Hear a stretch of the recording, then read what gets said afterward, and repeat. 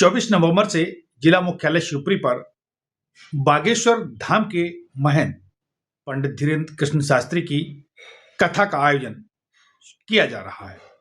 इसकी तैयारियां अंतिम रूप में हैं। 23 तारीख को भव्य कलश यात्रा निकाली जानी है।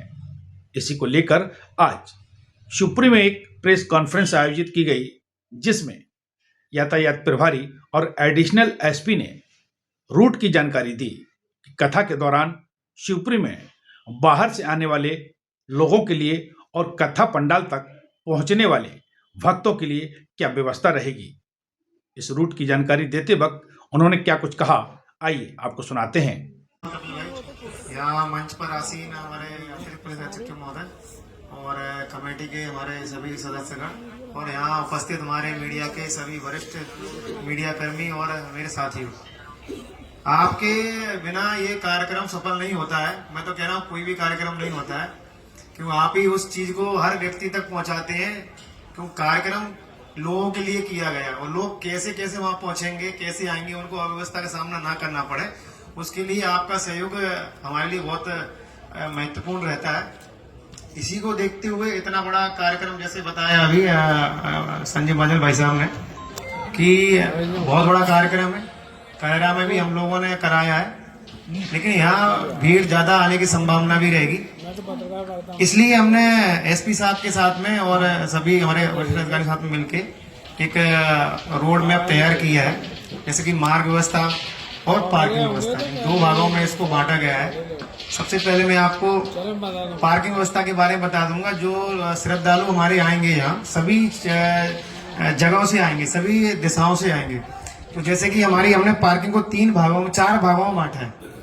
पहली पार्किंग क्रमांक 1 जो आपके हवाई पट्टी के अंदर ही रखी गई है और इसमें केवल 2 पहिया वाहन और 4 पहिया वाहन पार्क किए जाएंगे। तो जहां से भी आए, चाहे वो आपके झांसी से आ रहे हैं, दतिया से आ रहे हैं, चाहे वो आपका पोहरी से इधर श्योपुर से आ रहे हैं, चाहे ग्वालियर से किसी क्षेत्र से या गुना से, अशोकनगर से, पिछोर करेरा, जहां से भी आएंगे, ये 2 पहिया और 4 पहिया वाहन हवाई पट्टी के अंदर जो पार्किंग क्रमांक 1 नाम दिया है उसमें पार्क किए जाएंगे। उसी के लगा हुआ आगे की तरफ वीआईपी पार्किंग हम लोगों ने बनाई है। जो भी कोई वीआईपी लोग आएंगे, वरिष्ठ जन आएंगे, उनकी पार्किंग बस उसी में है, लेकिन उसके लिए थोड़ा सा कॉरिडोर बना दिया आगे की तरफ, वो कार के लिए किया गया है। अब जो व्यक्ति श्रद्धालु बस और ट्रैक्टर से आएंगे सभी दिशाओं से, तो झांसी करेरा पिछोर वगैरह से आएंगे, तो पार्किंग क्रमांक 2 जो फ्रूट मंडी के सामने हवाई पट्टी के सामने हमने रखी है, उसमें सभी श्रद्धालु बस और ट्रैक्टर से आएंगे। पर्याप्त पार्किंग है। उसी पार्किंग में जो श्रद्धालु आएंगे वो इस रास्ते से आप देख रहे हैं सामने, इसी रास्ते से पैदल इस पंडाल में पहुंच जाएंगे। उनको आगे से आने की जरूरत नहीं, वो इसी के माध्यम से यहाँ तक पहुंच सकती है। अब अपने पार्किंग क्रमांक 3 जो गुना बाईपास पे जो मंदिर है, खाटू श्याम मंदिर, उसके पीछे जो ग्राउंड पड़ा हुआ है जिसमें ट्रक वगैरह खड़े रहते थे, हमने सभी ट्रकों को हटवा दिया है और उसकी पर्याप्त पार्किंग की व्यवस्था है। पार्किंग में जो गुना, अशोकनगर, आपका बदरवास, कोलारस, इधर से जितने भी ट्रैक्टर और पोहरी, बैराड़, श्योपुर, इधर से जितने भी ट्रैक्टर बसें आएंगे उनकी पार्किंग आपको गुना बाईपास में पार्किंग क्रमांक 3 में रखी गई है। वहां से जो लोग आएंगे श्रद्धालु पैदल, वो ITI होते हुए और हवाई पट्टी की जो पार्किंग बनाई है उसके गेट के होते हुए और इस पंडाल में यहाँ पहुंचेंगे। अब आपका पार्किंग हो गया। पार्किंग में समुचित व्यवस्था की गई प्रशासन ने, जैसे कि लाइट की व्यवस्था रहेगी, क्योंकि अंधेरा हो जाएगा, श्रद्धालु जब तक निकलेंगे तो अंधेरा हो जाएगा, इसलिए लाइट की व्यवस्था है, पानी की व्यवस्था है और वहाँ पुलिस बल पर्याप्त मात्रा में उपलब्ध रहेगा, उपस्थित रहेगा और हिसाब से हमने, और हाँ, अनाउंसमेंट की व्यवस्था पार्किंगों में हमारे द्वारा की गई है।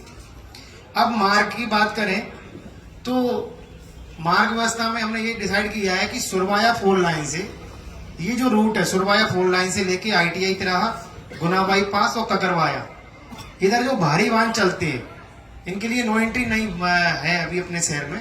तो इन लोगों के लिए सुबह 10 बजे से रात्रि की 10 बजे तक इन पर प्रतिबंधित किया गया है। कोई भी हैवी व्हीकल इस रास्ते से सुबह 10 के बाद नहीं निकलेगा रात्रि 10 बजे तक, क्योंकि इतनी ज्यादा पब्लिक पैदल सड़कों पर रहेगी, तो उनकी सुरक्षा को दृष्टिगत रखते हुए प्रशासन ने यह निर्णय लिया है।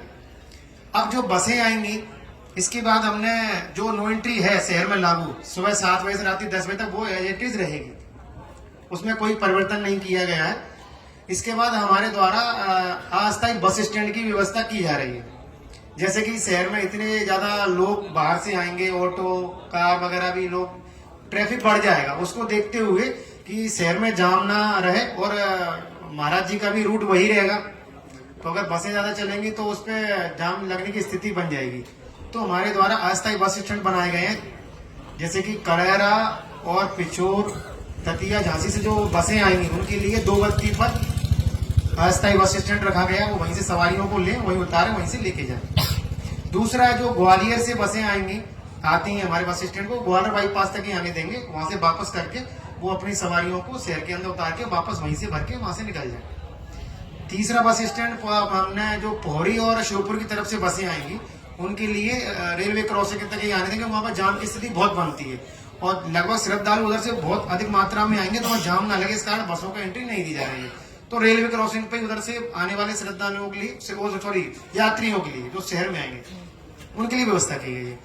गुना की तरफ से आएंगे जितनी भी, गुना अशोकनगर से जितनी भी बसें आएंगी संचालित होती हैं जो प्रत्येक दिन, उनके लिए जो अस्थायी बस स्टैंड है वो पार्किंग क्रमांक 3 जो गुना बाईपास पे है उसके अंदर रखी गई है। वो वहां तक आए, वो वहां से अपनी सवारियों को लें और वापस लेके जाएं। इनके लिए जो समय रहेगा वो समय रहेगा सुबह 11 बजे से रात्रि 11 बजे तक।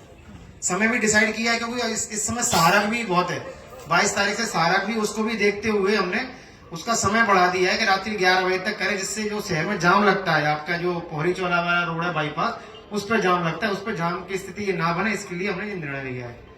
और यही सभी पॉइंट है, कुछ पॉइंट छूट गए होंगे तो मैं आपको अलग से उसको अवगत करा दूंगा। क्षेत्र की ऐसी छोटी बड़ी खबरें देखने के लिए जनपहन न्यूज चैनल को यूट्यूब पर अभी कीजिए सब्सक्राइब और रहिए खबरों से अपडेट।